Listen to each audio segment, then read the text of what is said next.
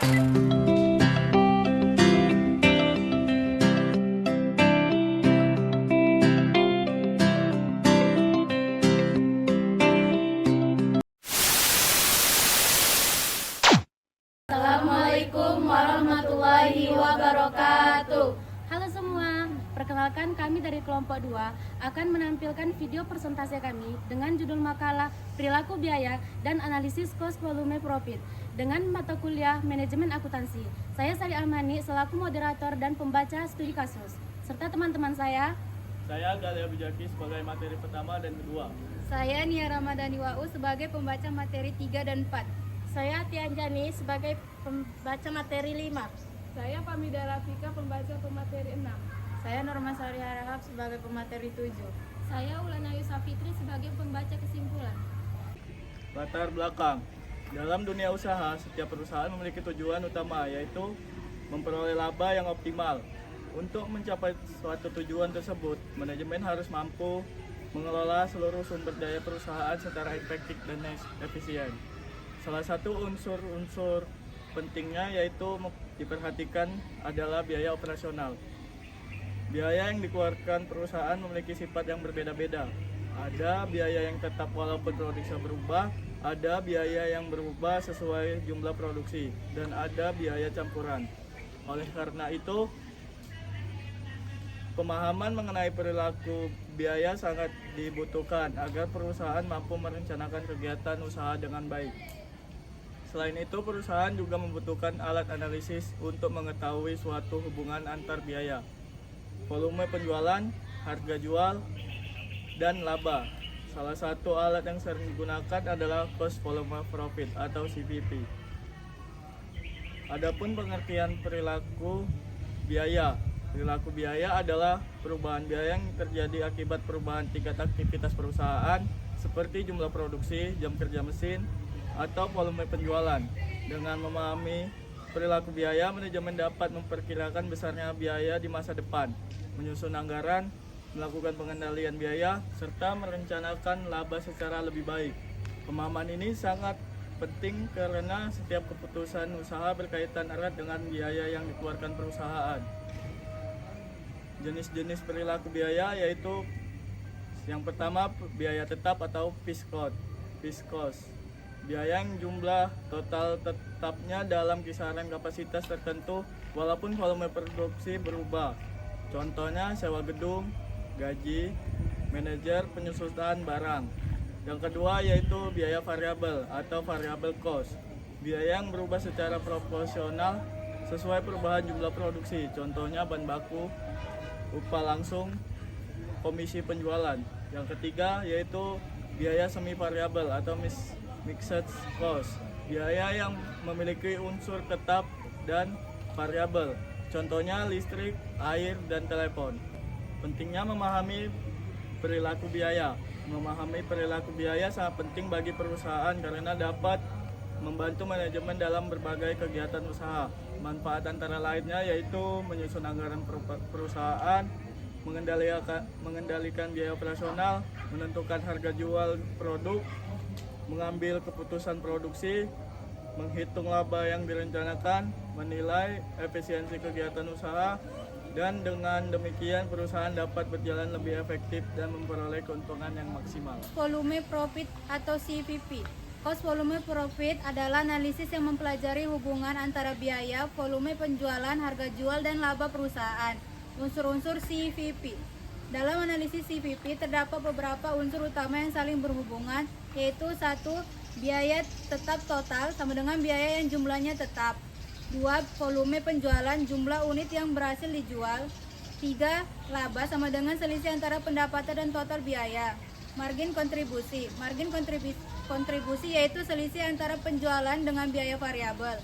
Nilai ini digunakan untuk menutup biaya tetap dan menghasilkan laba. Margin kontribusi sama dengan penjualan kurang biaya variabel. Contoh, harga jual sama dengan 50.000, biaya variabel sama dengan 30.000, maka margin kontribusi per unit 20.000. Break even point atau BEP. Break even point yaitu kondisi di mana perusahaan tidak memperoleh laba dan tidak mengalami rugi. BEP unit sama dengan biaya tetap per margin kontribusi. Contoh, biaya tetap sama dengan 100 juta margin kontribusi 20.000, BEP sama dengan 5.000 unit. Artinya perusahaan harus menjual 5.000 unit agar impas.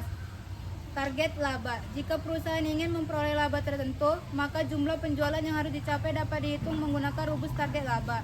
Penjualan unit sama dengan biaya tetap ditambah target laba sama dengan margin kontribusi. Contoh, biaya tetap sama dengan 100 juta, target laba sama dengan 40 juta, margin kontribusi sama dengan 20.000, hasil sama dengan 7.000 unit. Artinya perusahaan harus menjual 7.000 unit agar target laba tercapai.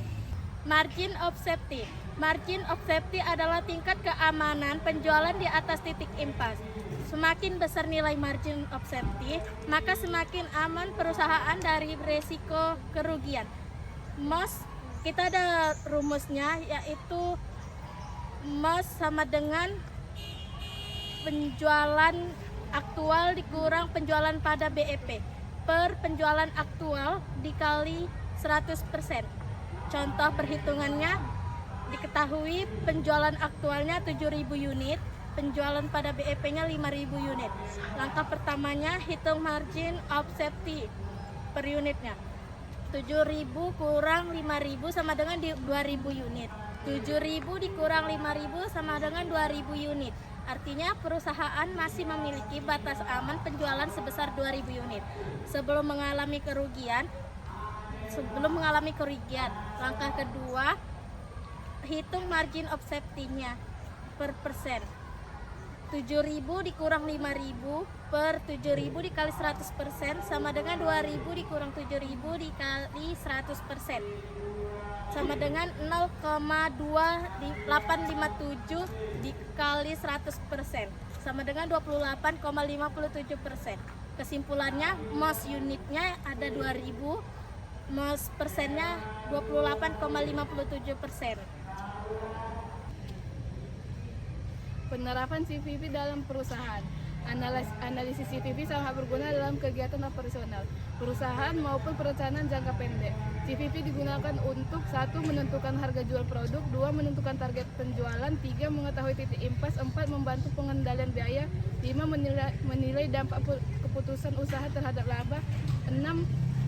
Dengan CVP, perusahaan manajemen menjadi lebih operasional dan berdasarkan kata data. Kelebihan dan kekurangan CVP. Kelebihannya membantu merencanakan target laba yang ingin dicapai. Yang kedua, mengetahui titik impas agar perusahaan tidak rugi. Yang ketiga, membantu menentukan harga jual produk. Yang keempat, memudahkan pengendalian biaya operasional. Yang kelima, membantu pengambilan keputusan usaha. Yang keenam, mudah dipahami dan praktis digunakan. Kekurangannya, menganggap harga jual per unit tetap, menganggap biaya tetap selalu konstan. Yang ketiga, sulit digunakan jika produk yang dijual beragam. Yang keempat, tidak memperhitungkan faktor pasar dan ekonomi. Dan yang kelima, lebih cocok untuk perencanaan jangka pendek. Yang keenam, bergantung pada ketepatan data biaya dan penjualan. Di sini saya akan menjelaskan studi kasus dari kelompok kami dengan soal perusahaan Maju Jaya memproduksi dan menjual tas sekolah. Manajemen ingin mengetahui titik impas dan laba perusahaan dengan menggunakan analisis cost volume profit atau CPP. Dengan data per bulan, harga jual per unit sama dengan Rp100.000, biaya variabel per unit sama dengan Rp60.000, biaya tetap per bulan di angka Rp80 juta, biaya aktual di angka 3.000 unit. Di sini kita diminta untuk menghitung margin kontribusi per unit, break even point per unit, break even point per rupiah, serta menghitung laba jika terjual 3.000 unit dan diakhiri dengan jumlah penjualan untuk target laba Rp40 juta. Dengan penyelesaian, diketahui harga jual per unit Rp100.000, harga variabel per unit Rp60.000, biaya tetap per bulan di angka Rp80 juta, penjualan aktual di angka 3.000 unit.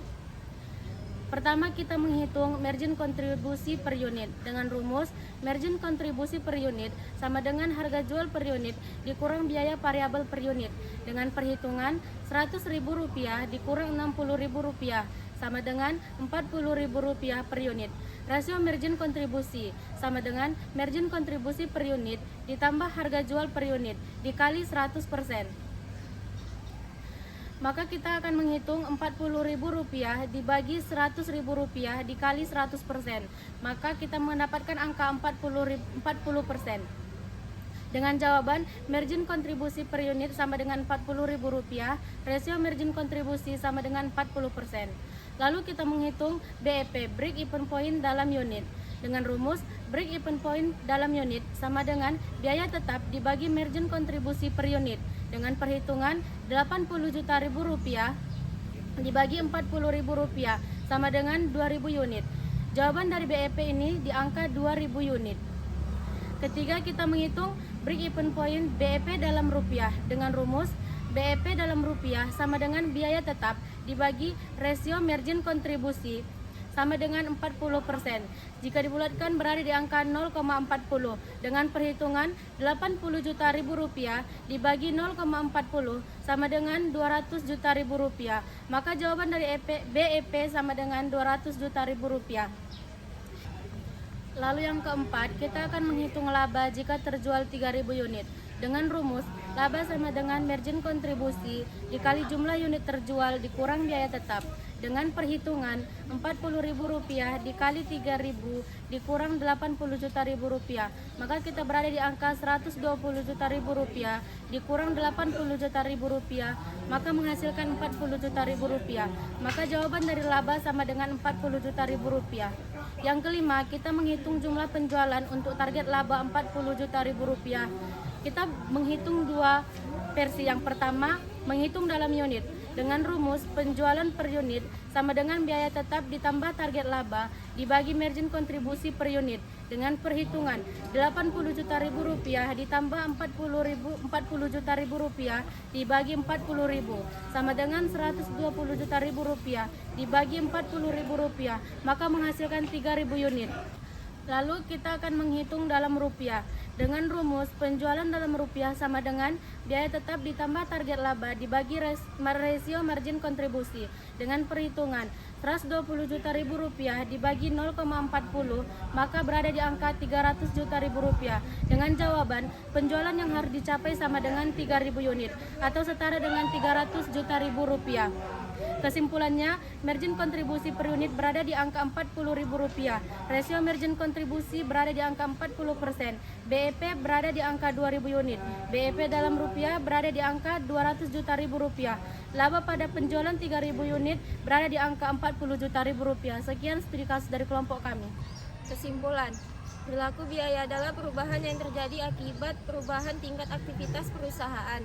Biaya terdiri dari biaya tetap, biaya variabel, biaya semi variabel yang masing-masing memiliki sifat berbeda. Analisis cost volume profit atau CPP digunakan untuk mengetahui hubungan antara biaya, volume penjualan, harga jual, dan laba perusahaan. Melalui analisis ini, perusahaan dapat mengetahui titik impas, menentukan target laba, serta merencanakan jumlah penjualan yang harus dicapai. Dengan memahami perilaku biaya dan CPP, perusahaan dapat mengambil keputusan yang lebih tepat, meningkatkan efisiensi usaha, dan memperoleh laba yang lebih optimal. Hasil video dari kami lebih dan kurang mohon maaf. Yang akhiri, Wassalamualaikum warahmatullahi wabarakatuh.